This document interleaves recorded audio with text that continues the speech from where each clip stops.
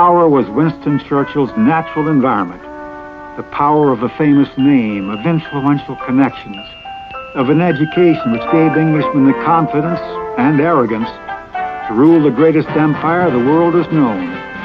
By the end of the 19th century, he had had his share of adventure in this empire, and he even contrived to take part in the war in South Africa, which opened the 20th century. The Boers took him prisoner in that war, and when he escaped, put a price on his head.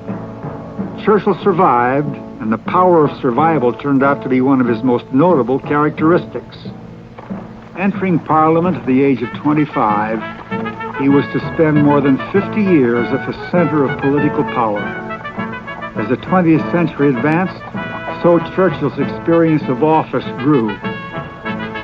He was First Lord of the Admiralty when the First World War broke out. Knowing the truth of the Latin saying, "If you want peace, prepare for war," he warned his fellow countrymen against the rising power of the European dictators. But his warnings were ignored. In 1939, he was still there, 65 years of age, pugnacious, determined to win. We have been agreeably surprised that 10 weeks have been allotted to us to get into fighting trim. We are in a very different position from that we were in 10 weeks ago. We are far stronger than we were 10 weeks ago. We are far better prepared to endure the worst malice of Hitler and his Huns than we would be led out into the shade. The people had a right to shout for their king. The real power in the end belonged to them. That was how Britain had won the war.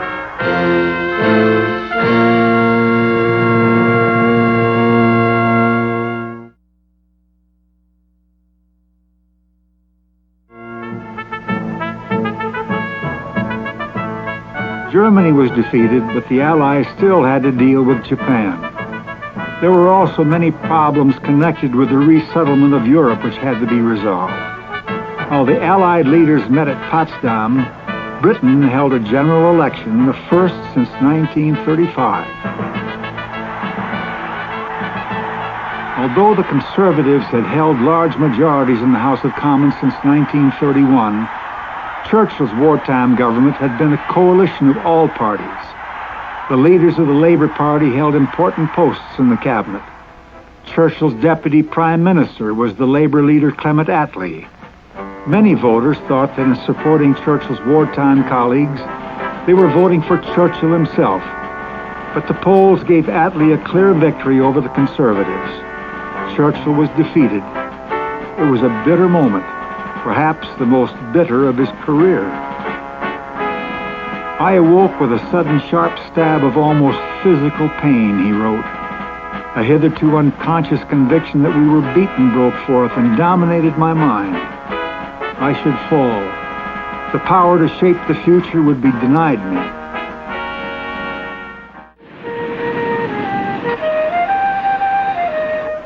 To get the taste of defeat out of his mouth, Churchill came to stay with American friends in Florida.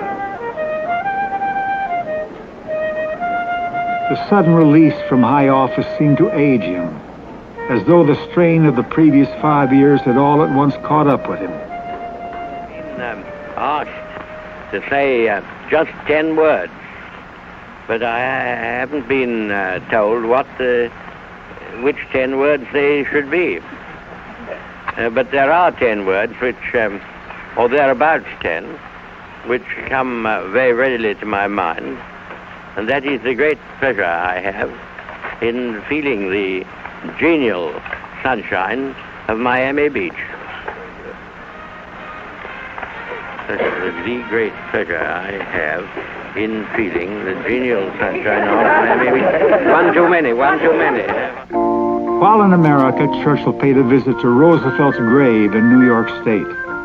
It was a private tribute to the friend and colleague in the Grand Alliance which had brought peace to the world. Roosevelt had died in April 1945, soon after returning from Yalta. Churchill was to survive him for 20 years. Though other men now wielded the power that so recently was his, Churchill was free to speak out on matters where his name and enormous prestige carried great weight. At Fulton's Westminster College in President Truman's own state of Missouri, he used a phrase which instantly became part of the language of the free world. Indeed, now that I come to think of it, it was at Westminster that I received a very large part of my education in politics, dialectics, rhetoric, and one or two other things. Neither the sure prevention of war nor the continuous rise of world organization will be gained without what I have called the fraternal association of the English-speaking people. As he often did, Churchill asked for the television lights to be turned off. This means a special relationship between the British Commonwealth and Empire and the United States of America. Ladies and gentlemen, this is no time for generalities, and I will venture to be precise. A shadow had fallen upon the scenes so lately lighted by the Allied victory. Nobody knows what Soviet Russia and its Communist International Organization intends to do in the immediate future. From Stettin in the Baltic to Trieste in the Adriatic, an iron curtain has descended across the continent. I do not believe that Soviet Russia desires war.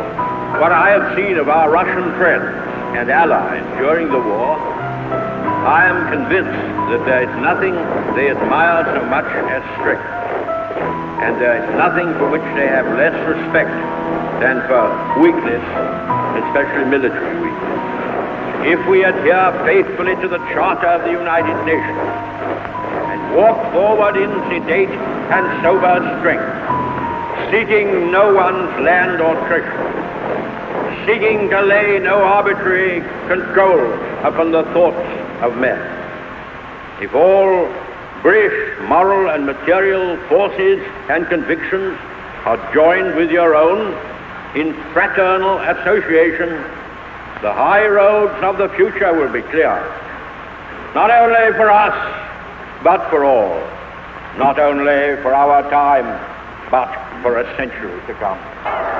Soviet sympathizers protested. Churchill's forthright language disturbed the Kremlin. The communists feared the power of his words and his influence in the Western democracies. But Churchill had dealt with Stalin face to face. He had seen small nations fall under the heel of one oppressor, and now he saw it happening again. At the Massachusetts Institute of Technology, he made sure his message got through. I have no technical and no university education, and have just had to pick up a few things as I went along.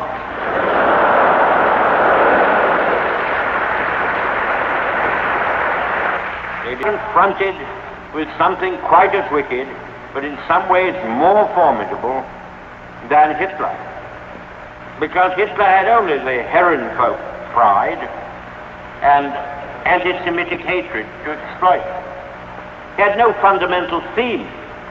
But these 13 men in the Kremlin have their hierarchy and a church of communist adepts whose missionaries are in every country as a fifth column. Obscure people, about awaiting the day when they hope to be the absolute masters of their fellow countrymen and pay off old scores. They have their anti-God religion and their communist doctrine of the entire subjugation of the individual to the state, and behind it stands the largest army in the world, in the hands of a government pursuing imperialist expansion as no Tsar or Kaiser has ever done.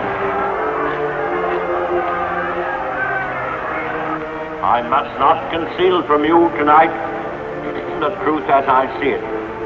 It is certain that Europe would have been communized like Czechoslovakia and London under bombardment some time ago, but for the deterrent of the atomic bomb in the hands of the United States.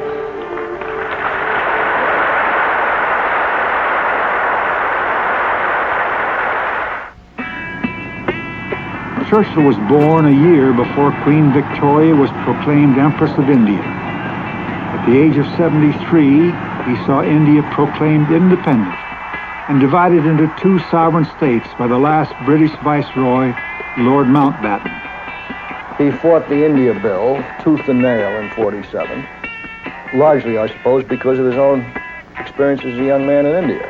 I think until the end of his life, he looked on India as the India of the 1890s. Never understood the changes there.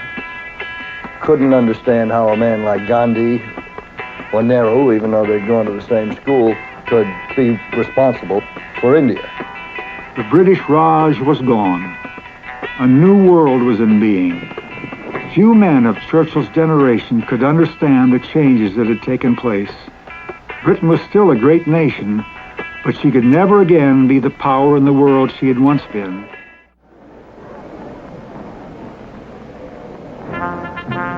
Churchill collected many international awards, among them the Nobel Prize for Literature and the Charlemagne Prize for his work for Europe.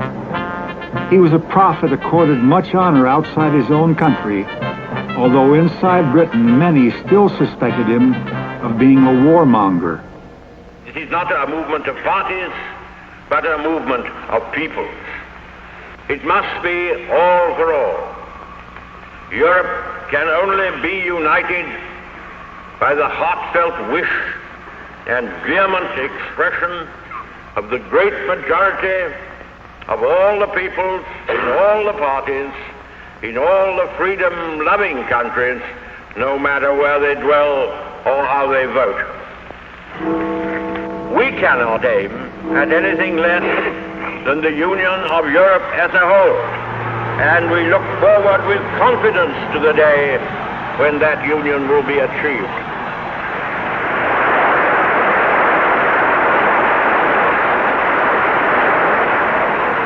At Strasbourg, he sounded another warning note.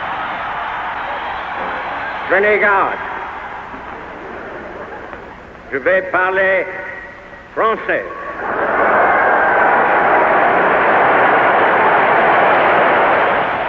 Ce n'est pas contre une race, ce n'est pas contre une nation quelconque que nous nous rassemblons. C'est contre la tyrannie. To fight tyranny. That, Churchill said, was the motive for Western Europe's coming together in the Council of Nations.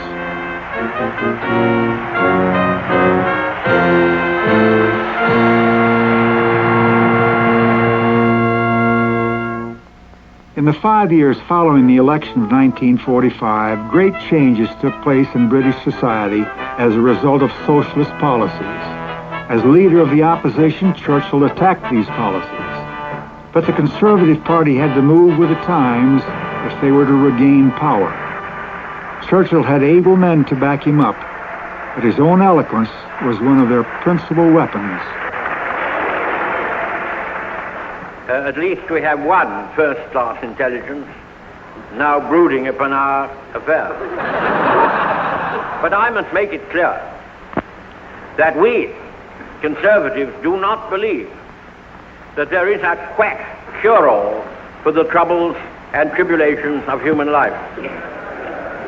We are quite sure that the nationalization of our industries will not make them profitable to the country or satisfactory for their workers.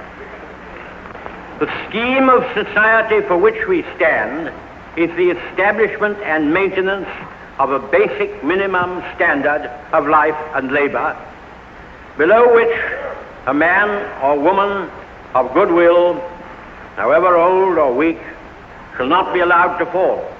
He was fairly irresponsible in some of his attacks on labor policy. I mean, the Labor government had been elected to carry out a program. It was doing it.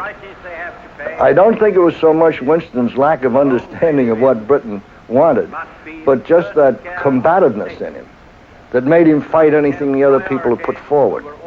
He did also say, though, that it wasn't the ideas he was against, but the administration.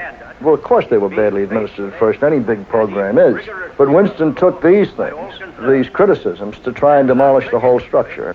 Why, in the same way, should it be suggested that we in this island cannot have at least as good a life all round as we had before the war, and the means of making constant progressive improvement upon it? Do not, therefore, believe these fantastic tales that the modern world, with all its science, is broke and ruined.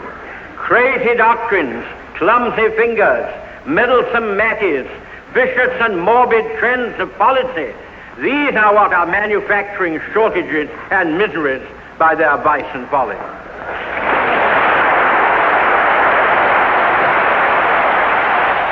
We propose, if and when we have the power, to set the people free as quickly as possible from the controls and restrictions which now beset their daily life. Set the people free. The phrase was an election winner. In 1951, the voters grasped the opportunity to escape from the drabness of post-war life. After 6 years of austerity, they had had enough of socialist government. Attlee was out. The 77-year-old Winston Churchill brought the promise of better things, and he was back once more as Prime Minister. Churchill remained Prime Minister for 4 years. When George VI died, he saw the Princess Elizabeth crowned Queen and accepted from her a knighthood in the Order of the Garter.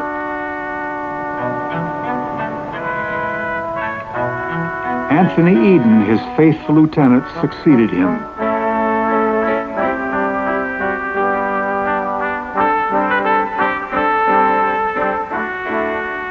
On his retirement, Churchill could have had any title he wanted, even a dukedom like his illustrious ancestor, the first Duke of Marlborough, but he chose to remain a commoner. Well, this was the greatest man I've ever met. He was bold, brave in war, both as a soldier and as a politician. He was magnanimous in peace, far-sighted.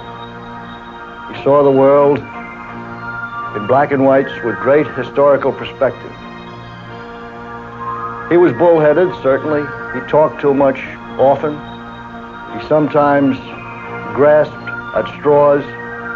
He often was too conscious of the past and failed to come to grips with the present.